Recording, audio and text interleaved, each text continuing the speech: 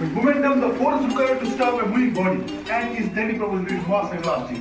देखो मोमेंटम क्या होगा, मोमेंटम का कंसेप्ट जो है ये थोड़ा टिपिकल कंसेप्ट है, इससे आपको सेकंड लाइन जो है समझ आएगा। मोमेंटम होता है, देखो कोई ट्रक है ना, ट्रक मैं आपको ऐसे समझा सकता हूँ, ट्रक जो है ना इसका मोमेंटम ज्यादा है ट्रक का, ठीक है, कार का मोमेंटम कम है, ठीक है, मतलब अगर से फोर्स इशू है तो फोर्स अच्छी रुकावट से ट्रक जो ज्यादा है लाइक फोर्स का ज्यादा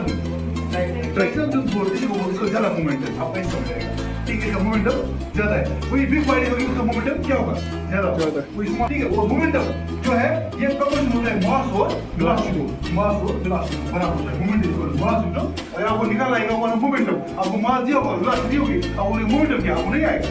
एग्जाम में होगा, अब वो मास दिया होगा वेलोसिटी होगी, अब मोमेंटम नहीं आएगा निकालना, फोर्स जितना मोमेंटम होता है चेंज होगा जितना, ठीक है, एक बॉडी की जो तो एकदम टू दी कैसे क्या चेंज डायरेक्शन विद फोर्स है साथ, जितना फोर्स हम थ्रू करेंगे डिराइव करेंगे, ठीक है, कैसे आता है एब्सोल्यूट एम, मैंने वो डायरेक्ट दिखाया ना एब्सोल्यूट एम, दिखाया था, लेकिन मैं दिखाऊंगा प्रूव करके कैसे आता है एब्सोल्यूट एम। देखो rate of change of momentum, rate of change of momentum is that probability, इसका मतलब फोर्स जो है ना ये किससे बराबर है, that probability rate of change of momentum होता है ये, देखो मोमेंटम किससे डिनोट करते हैं,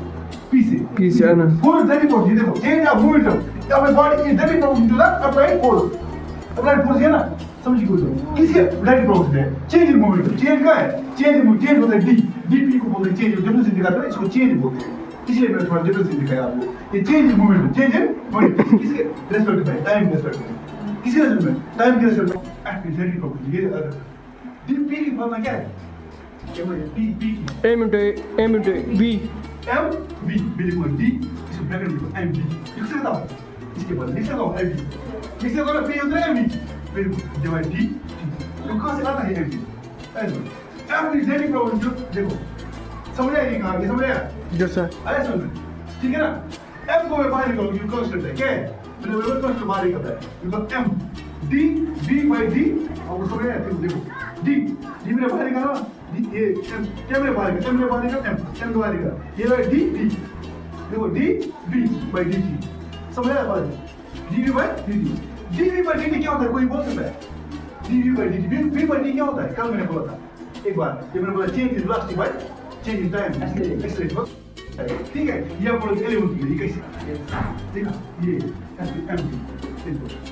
फिर आता है इसकी कब आता है, मैंने बोला हम कांस्टेंट लगाते हैं, एक वो चाहिए नहीं आपको, ये फार्मूला चाहिए एब्सोल्यूट एम ये एब्सोल्यूट एम, ठीक है, एब्सोल्यूट एम कहां से है, देखा कहां से आता है,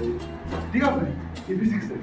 लेकिन आपको बहुत मेहनत करनी पड़ेगी फिजिक्स को समझने की, बहुत ज्यादा मैं आपको थोड़ा सा क्लू देता हूं क्या है, कैसे है आगे आपको बढ़ना है,